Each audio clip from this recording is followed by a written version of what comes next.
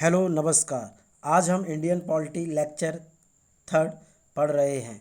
आज हम UPSC, UPPCS, RO, UP triple SC, PAT, SSC, CDS, NDA, UP police, railway, लेखपाल, action by group के लिए बहुत महत्वपूर्ण थ्योरी है। अब स्टार्ट करते हैं। भारतीय संविधान की उद्देशिका और अथवा प्रस्तावना। नेहरू द्वारा प्रस्तुत उद्देश्य संकल्प में जो आदर्श प्रस्तुत किया गया उन्हें ही संविधान की उद्देशिका में शामिल कर लिया गया है। संविधान के 42वें संशोधन 1976 ईस्वी द्वारा अथवा संशोधित यह उद्देशिका निम्न प्रकार है। हम भारत के लोग भारत को एक संपूर्ण प्रभुत्व संपन्न समाजवादी पंथनिरपेक्ष लोकतांत्रिक गणराज्य बनाने के लिए उसके समस्त नागरिकों को सामाजिक, आर्थिक, राजनीतिक न्याय, विचार, अभिव्यक्ति, विश्वास, धर्म, उपासना की स्वतंत्रता, प्रतिष्ठा और अवसर की समता प्राप्त करने के लिए तथा उन सब में व्यक्ति की गरिमा और राष्ट्र की एकता और अखंडता सुनिश्चित करने वाली बंधुता बढ़ाने के लिए दृढ़ संकल्प होकर अपनी इस संविधान सभा में आज तारीख 26 नवंबर 1949 ईस्वी मिति मार्गशीर्ष शुक्ल सप्तमी संवत 2006 विक्रमी को एडिथ द्वारा इस संविधान को अंगीकृत, अधिनियमित और आत्मनिर्भर करते हैं। प्रस्तावना की मुख्य बातें। संविधान की प्रस्तावना को संविधान की कुंजी कहा जाता है। जो संविधान की प्रस्तावना है उसे संविधान की कुंजी कहा जाता है।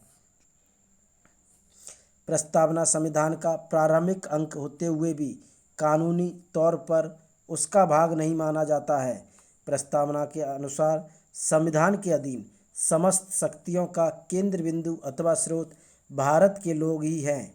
प्रस्तावना में लिखित शब्द यथा हम भारत के लोग इस संविधान को अंगीकृत, अधिनियमित और आत्मसमर्पित करते हैं, भारतीय लोगों की सर्वोच्च संपूर्णता का उद्घोष करते हैं। प्रस्तावना को न्यायालय में प्रवर्तित नहीं किया जा सकता। यह निर्णय यूनियन ऑफ इंडिया बनाम मदन गोपाल 1957 के निर्णय में घोषित किया गया है। यानी यदि हम सरकार या कोई नागरिक प्रस्तावना की अवहेलना करता है तो उसकी रक्षा के लिए हम अदालत की सहायता नहीं ले सकते हैं।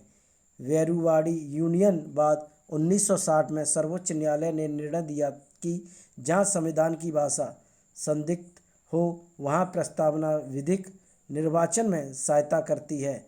वेरुवाड़ी बाद में ही सर्वोच्च न्यायालय ने प्रस्तावना को संविधान का अंग नहीं माना है, इसलिए विधायिका प्रस्तावना में संशोधन नहीं कर सकती है। परंतु सर्वोच्च न्यायालय के केशवानंद भारती बनाम केरल राज्य विवाद 1973 ईस्वी में कहा गया कि प्रस्तावना संविधान का अंग है, इसलिए विधायिका संसद उसमें संशोधन कर सकती है। केशवानंद भारती बाद में ही सर्वोच्च न्यायालय ने मूल ढांचा का सिद्धांत, थ्योरी और बेसिक स्ट्रक्चर दिया तथा प्रस्तावना को संविधान का मूल ढांचा माना है। संसद संविधान के मूल ढांचे में नकारात्मक संशोधन नहीं कर सकती है। स्पष्ट है कि संसद वैसा संशोधन कर सकती है जिससे मूल ढांचे का विस्तार या मजबूतीकरण होता है। 42वें संविधान संशोधन अधिनियम 1976 ईस्वी के द्वारा इसमें समाजवादी, पंथनिरपेक्ष, राष्ट्र की अखंडता शब्द जोड़े गए हैं। भारत के संविधान की प्रस्तावना में 3 प्रकार का न्याय है: सामाजिक, आर्थिक और राजनीतिक। 5 प्रकार की स्वतंत्रता है: विचार, अभिव्यक्ति, विश्वास, धर्म, उपासना। 2 प्रकार की समानता है: प्रतिष्ठा और अवसर का उल्लेख किया गया है। भारत का संविधान विश्व का सबसे बड़ा लिखित और सर्वाधिक व्यापक संविधान है। यह अंशतः कठोर और अंशतः लचीला है। कठोर और कैसा है? लचीला है। लिखित संविधान की अवधारणा फ्रांस से ली गई है। जो लिखित संविधान की अवधारणा ली गई है वो कहाँ से ली गई है? फ्रांस से ली गई है। भारतीय राजनीतिक व्यवस्था में संविधान सर्वोच्च है। भारत का संविधान अपना प्राधिकरण भारत की जनता से प्राप्त करता है। भारत सरकार अधिनियम 1935 वह संवैधानिक दस्तावेज है जिसका भारतीय संविधान तैयार करने में गहरा प्रभाव पड़ा है। भारत के संविधान में संघीय शासन शब्द का प्रयोग कहीं भी नहीं किया गया है। संविधान में भारत को राज्य का संघ घोषित किया गया है।